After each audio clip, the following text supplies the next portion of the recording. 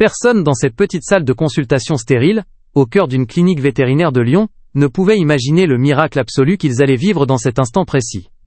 Un vieux chien fragile et mourant, rassemblant ses ultimes forces vitales, souleva ses 2 pattes tremblantes pour enlacer son maître dévoué, comme pour lui faire ses derniers adieux déchirants. Des larmes chaudes et incontrôlables ruisselaient sur les joues de tous les témoins de cette scène bouleversante. Ils se préparaient tous mentalement à cette issue tragique et inévitable, jusqu'à ce que la vétérinaire s'approche brusquement et écrit d'une voix urgente « Arrêtez tout immédiatement !» Ce qu'elle découvrit soudainement, en ce moment critique, transforma une tragédie imminente en un véritable miracle inespéré que personne n'avait osé attendre. Le silence dans la petite salle d'examen était pesant, si profond que l'on pouvait entendre le grésillement électrique des néons au plafond résonner comme un orage lointain. Une simple couverture en coton recouvrait la table en métal froid, et sur cette surface reposait Oscar, un majestueux berger allemand autrefois puissant, dont le pelage semblait désormais terne et négligé. Son large poitrail se soulevait et s'abaissait lentement, rythmé par une respiration rauque et superficielle, chaque inspiration douloureuse semblant plus coûteuse que la précédente. Julien, son propriétaire aimant, était assis prostré juste à côté de la table, les épaules voûtées par le chagrin, caressant tendrement les oreilles tombantes de son chien adoré. Des larmes brûlantes s'accrochaient à ses cils, brouillant la silhouette précieuse de cet animal fidèle qu'il avait élevé avec amour depuis qu'il était qu'un minuscule chiot maladroit trouvé en Provence.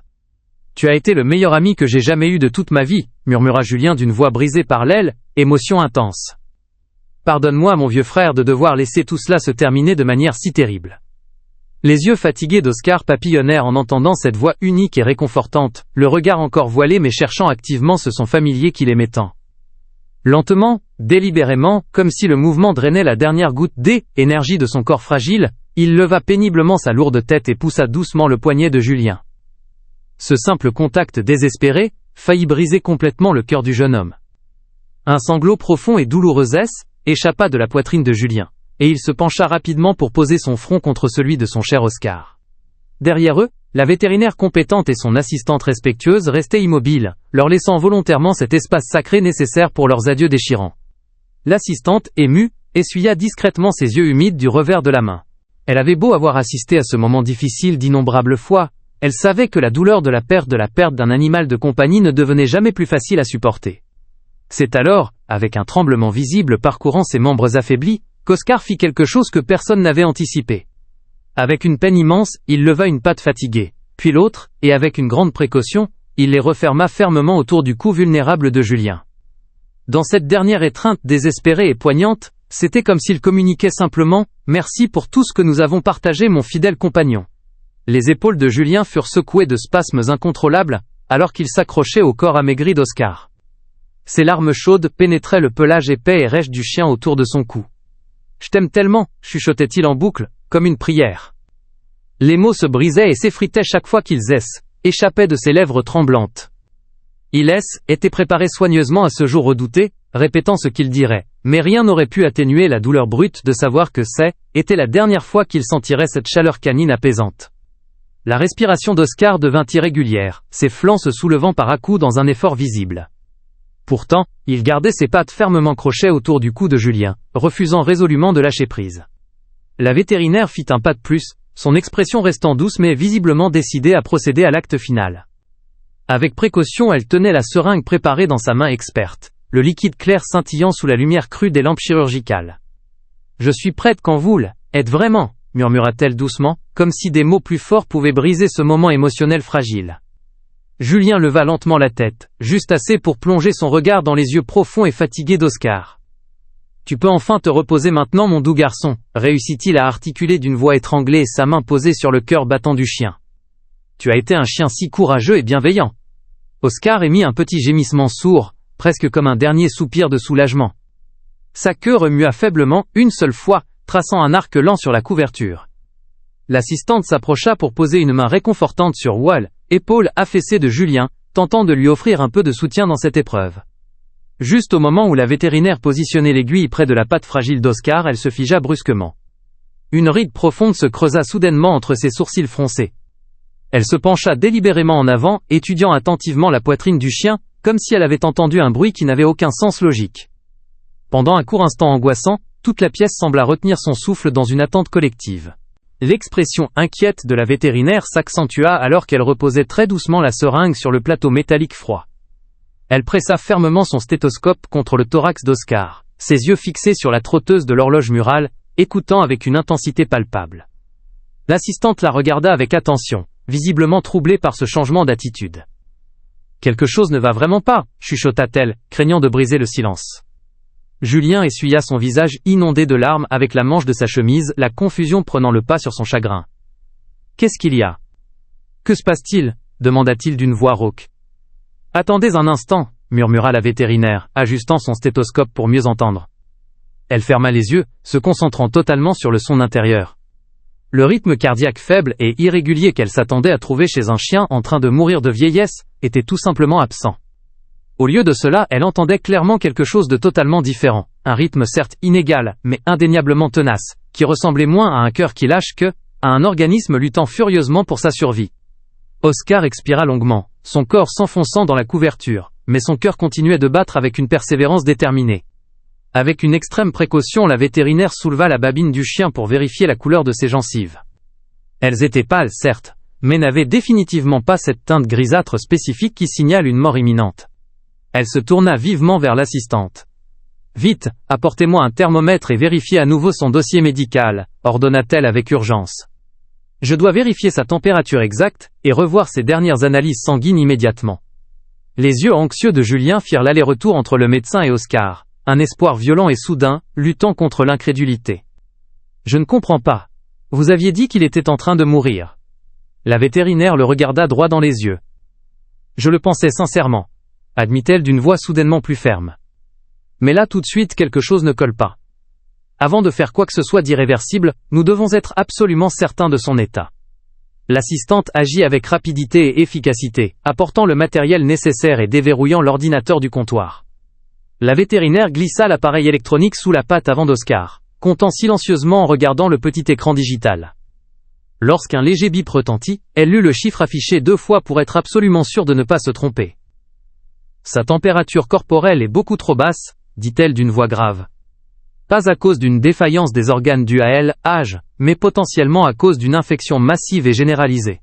Elle se tourna vers Julien, le regard brillant d'une nouvelle urgence. « Quand exactement avez-vous remarqué qu'il tombait malade pour la première fois ?» Julien déglutit difficilement, essayant de réfléchir à travers le brouillard de sa panique. « Il a arrêté de manger complètement il y a quelques jours. Il était juste très fatigué, léthargique. Je pensais que était simplement la vieillesse. » Sa voix se brisa de nouveau. Il avait l'air de souffrir, je ne voulais pas qu'il endure plus de douleur inutilement. La vétérinaire posa une main apaisante sur son bras. Vous avez fait exactement ce qu'il fallait en l'amenant ici, mais cet état ne semble pas être dû qu'en âge. Si cela s'avère être une septicémie ou une intoxication sévère, nous pourrions réellement le soigner. Oscar bougea légèrement sur la couverture, un grondement sourd et faible vibrant dans sa gorge. Était comme s'il avait parfaitement compris qu'une véritable seconde chance s'offrait à lui. La vétérinaire fit un signe impératif à son assistante. « Vite, préparez une perfusion intraveineuse et sortez les antibiotiques à large spectre. Nous n'avons pas le temps d'attendre de nouveaux résultats d'analyse. » Julien sentit sa poitrine se serrer sous l'impact d'une vague d'espoir pur et écrasant. « Il pourrait survivre, vraiment ?» La vétérinaire hocha fermement la tête. « Si nous agissons assez vite. »« Oui, absolument. » Elle se retourna vers Oscar, sa voix douce mais déterminée. « Accroche-toi encore un peu, mon vieux pépère. On n'abandonne pas, on va te sortir de là. Si cette histoire touche votre corde sensible, partagez-la massivement pour inspirer d'autres propriétaires. Parfois les miracles se produisent au moment où l'on s'y attend le moins, et ces histoires vraies nous rappellent de ne jamais perdre espoir. » Julien resta assis sur un banc étroit et inconfortable dans le couloir, les mains jointes si fort que ses jointures en étaient blanches. Toutes les quelques minutes, qui semblaient durer des heures, il relevait la tête au moindre bruit de pas, s'attendant à ce qu'on vienne lui annoncer que était fini. Les heures écoulèrent lentement, marquées seulement par le tic-tac régulier de l'horloge et le bourdonnement des équipements médicaux. Julien pressa ses paumes contre ses yeux, essayant de repousser le souvenir douloureux de l'aile, étreinte d'Oscar. Il avait vraiment cru que était leur ultime adieu. Maintenant, il ne savait plus quoi ressentir, oscillant entre terreur et espoir fou. Bien après minuit, la vétérinaire sortit enfin, les traits tirés par la fatigue, et s'assit doucement près de lui. « Il est stable, dit-elle doucement. » Les prochaines heures sont cruciales pour sa survie. S'il réagit bien aux antibiotiques, il a une chance réelle de s'en sortir. Julien expira longuement, ne réalisant pas qu'il avait retenu son souffle aussi longtemps. Sa voix était plus qu'un murmure rauque. « Merci de ne pas avoir abandonné. » Le sourire fatigué de la vétérinaire était sincère. Il était pas prêt à partir, et visiblement vous non plus, Julien. Le jeune homme hocha lentement la tête, essuyant ses yeux encore humides. Je vais rester ici jusqu'à ce qu'il se réveille complètement. Julien s'assit lourdement contre le mur froid, épuisement pesant sur lui, mais impossible de fermer œil. Chaque fois qu'il clignait des yeux, il revoyait le visage d'Oscar. La façon inoubliable dont ses pattes étaient enroulées autour de son cou. Un grattement soudain brisa le silence pesant de la clinique. Il releva la tête d'un bond, son cœur s'emballant, et vit la vétérinaire debout dans l'encadrement de la porte, son expression transformée. Elle avait l'air épuisée, mais elle souriait franchement. « Vous devriez venir voir ça, dit-elle doucement. Il est réveillé. » Julien sentit ses jambes trembler alors qu'il se levait précipitamment. Il s'agrippa au cadre de la porte pour se stabiliser avant d'entrer prudemment dans la salle de soins. Oscar était allongé calmement sur une couverture propre, la perfusion toujours en place. Ses yeux étaient grands ouverts, d'un brun chaud et clair, et lorsqu'il vit Julien, sa queue frappa faiblement mais rythmiquement la table en métal. « Salut mon grand !» chuchota Julien, la voix brisée. Il tendit la main et posa sa paume sur la joue poilue d'Oscar. Le brave chien appuya sa tête contre cette main familière et soupira de soulagement. « Il n'est pas encore tiré d'affaire, prévint prudemment la vétérinaire.